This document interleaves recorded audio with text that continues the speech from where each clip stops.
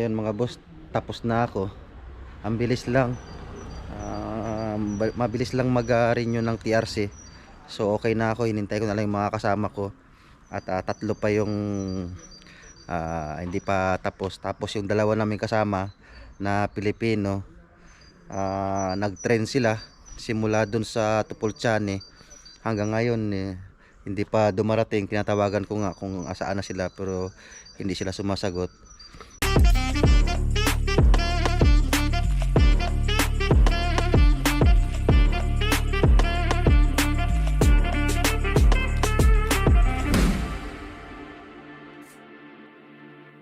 Morning mga boss, mag TRC kami ngayon. Schedule namin ngayon ng TRC 9:30 doon sa Nitra.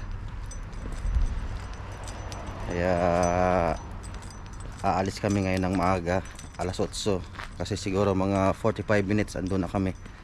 Kagandahan lang dito sa Slovakia kasi ang bilis ng TRC dito. Hindi kagaya sa ibang lugar, kagaya ng Poland kasi na na matagal ang TRC. Isang taon umabot bago magkaka-TRC. Yun ang sabi sa amin ng kaibigan namin doon. So ngayon national visa na yung binibigay sa mga aplikante na galing ng Pilipinas. Pagdating dito, national visa.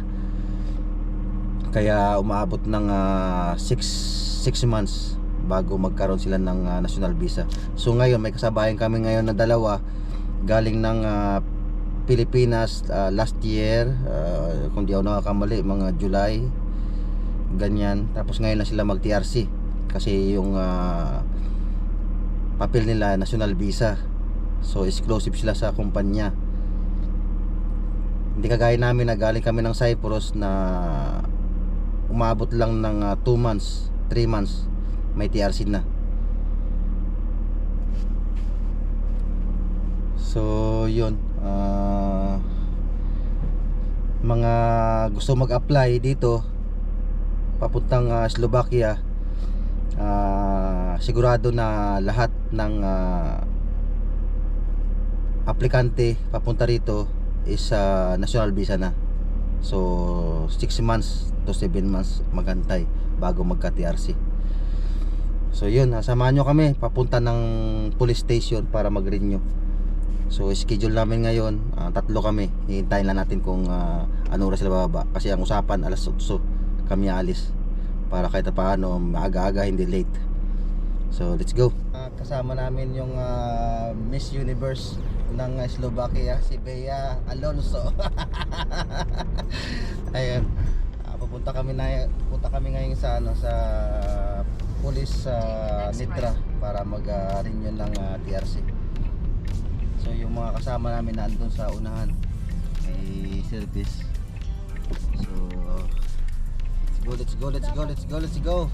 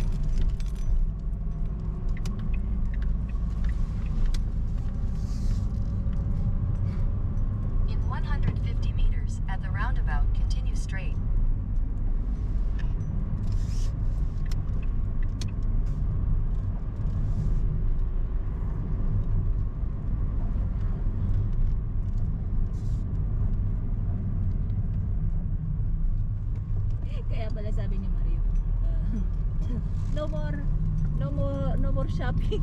In Diyan lang pala ang 150 meters promenade. at the roundabout, take the third Hindi exit. pa kami nakapasok.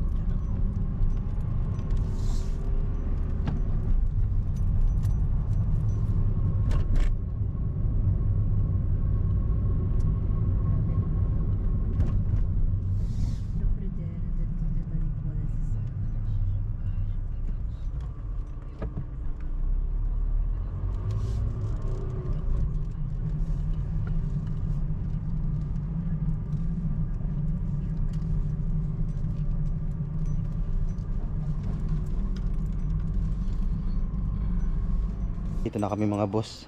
Naghanap lang ako ng mga paradahan kasi ang hirap ng paradahan dito. So nakarating tayo ng maayos. Dito na tayo. Dito tayo sa schedule natin ng pag-renew ng TRC. Ayan dyan. So yun, babalikan namin kayo pagka papasok muna kami sa loob. Ayun mga boss, tapos na ako. Ang bilis lang. Mabilis lang mag-renew ng TRC. So okay na ako, hinintay ko na lang yung mga kasama ko. At tatlo pa yung hindi pa tapos. Tapos yung dalawa namin kasama na Pilipino, nag-train sila simula dun sa Tupolchane hanggang ngayon hindi pa dumarating. Tinatawagan ko nga kung asaan na sila pero hindi sila sumasagot. Siguro on the way na rin. So siguro mga after 20 minutes baka tapos na rin lahat. So uuwi na rin kami mamaya kasi mamayang hapon may pasok pa. Ang pasok talaga namin is alas 3 ng hapon hanggang alas 12. Yung unang-unang naming TRC hindi dito. Ngayon nung nag-renew kami dito na. So napakabilis lang. So hindi namin alam kung kailan darating kasi ang sabi ng mga kasama namin 1 month ando na agad sa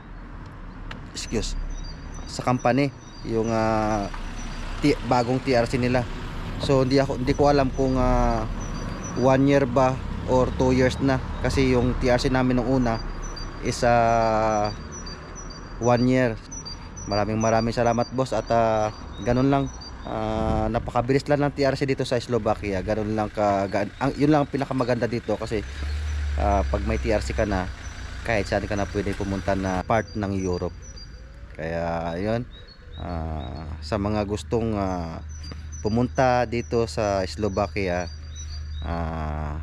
mayroon na tayong agency sa Pilipinas. So kayo na mamimili kung saan nyo gusto doon sa mga naniningil sa atin na mas malaki.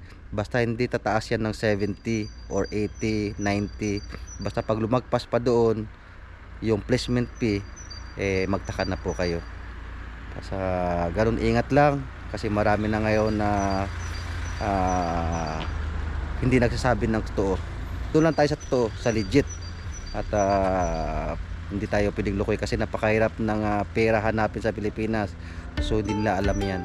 So yun mga boss, maraming salamat sa suporta. Kahit paano, mayroon din naman nanonood paunti-unti. So thank you mga boss. Good luck and God bless po sa atin lahat. Bye bye.